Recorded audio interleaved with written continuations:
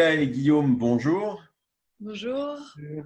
Alors, merci d'avoir accepté notre invitation. Vous êtes à Montréal. Comment s'est passé justement votre confinement et comment vous avez occupé votre temps?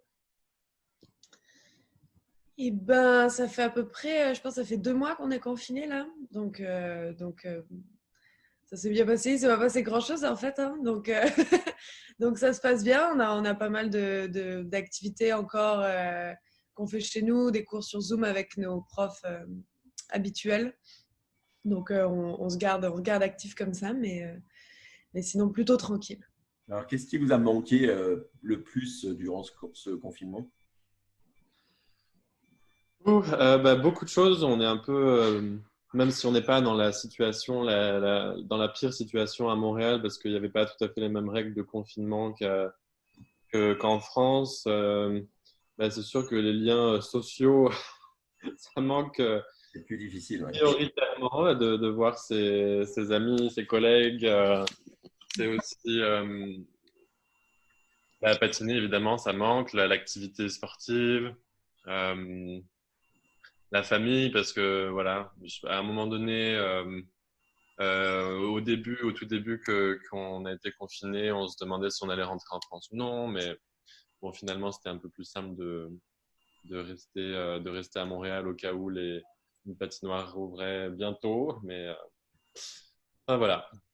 Alors justement, à propos de patinage, les championnats du monde ont été annulés. Comment vous avez vécu cette annulation-là d'un championnat du monde que vous patiniez, que vous deviez patiner à domicile carrément?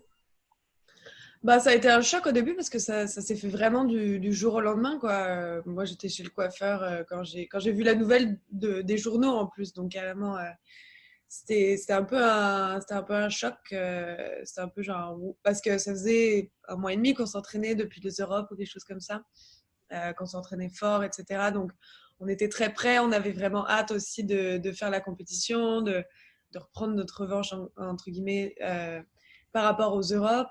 En plus, c'était chez nous, à Montréal.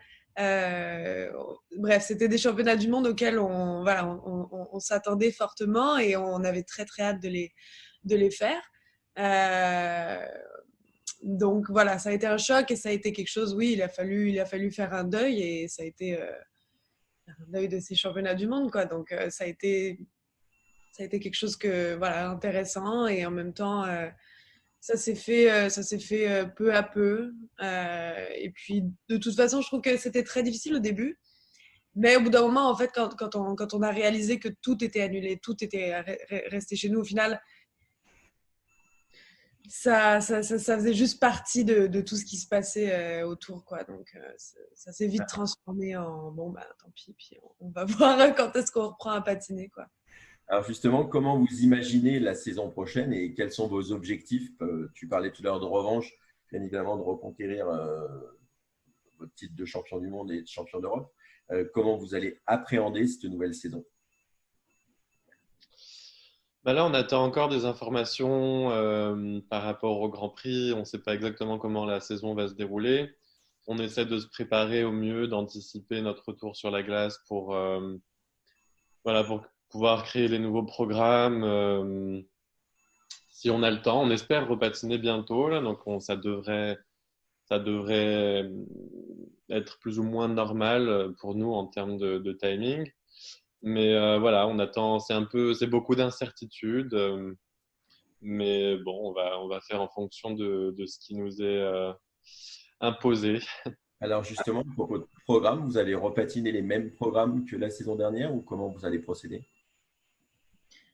Ben, alors c'est délicat parce qu'on sait pas en fait on savait pas exactement quand est-ce qu'on allait recommencer à patiner, quand est-ce qu'allaient être les premières compétitions, donc on savait pas combien de temps ça nous laisserait pour nous préparer.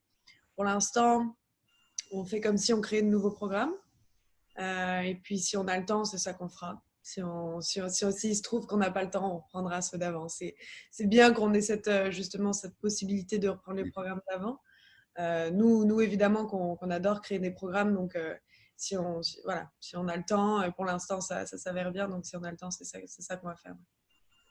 Alors, on va parler un petit peu de la fédération, nouvelle présidente de la Fédération française des sports de glace. Qu'est-ce que vous en pensez? Est-ce que vous êtes satisfaits tous les deux et qu'est-ce que vous pensez justement de l'élection de Nathalie Péchala à la tête de la présidence? Nous, c'est vrai qu'on soutenait Nathalie depuis le début de sa candidature. Je pense que c'était une bonne surprise pour nous de voir qu'elle se présentait.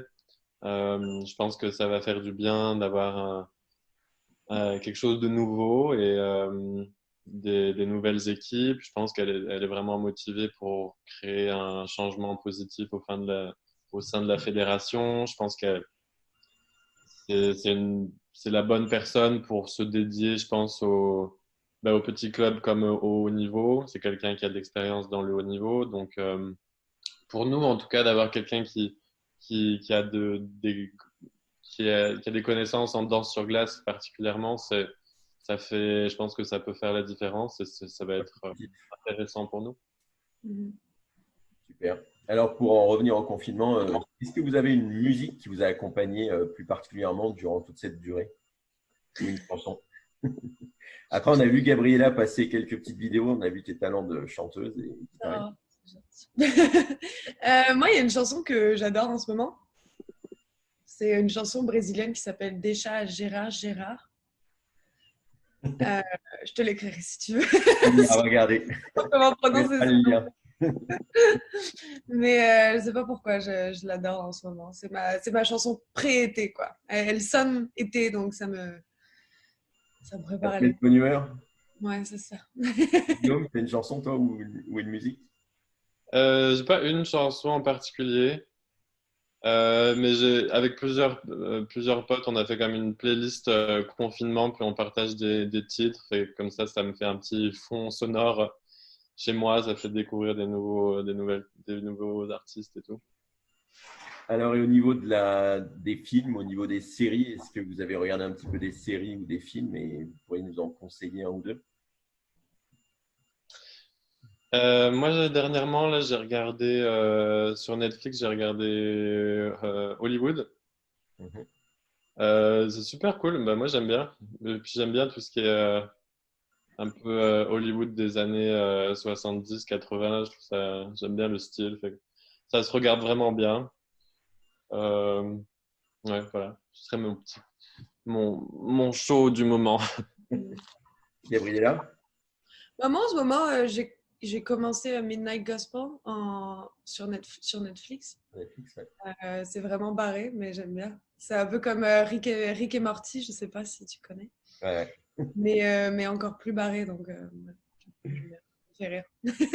Alors, pour finir notre petite interview, est-ce que vous aurez un message particulier à faire passer à vos fans? Parce qu'ils sont nombreux à regarder merci beaucoup de nous soutenir. C'est vraiment cool. On a le soutien qui est pendant les compétitions, mais aussi en ce moment. Donc ça, c'est vraiment cool. Et puis, j'espère que tout va bien et que vous allez vous déconfiner, voir du monde et que voilà, vous allez tous bien. Guillaume? Oui, la même chose. Je pense que tout le monde, on est tous dans le même bateau là actuellement. Puis on espère pouvoir les rencontrer en vrai très bientôt. On ne sait pas exactement s'il va y avoir les compétitions habituelles, mais on espère. Puis je pense que ça va nous faire apprécier d'autant plus les regroupements en vrai. Et ouais, on espère que c'est pour bientôt. Eh ben, merci beaucoup et puis à très très bientôt sur la glace. On espère vous voir en France très bientôt. Merci. Merci à toi.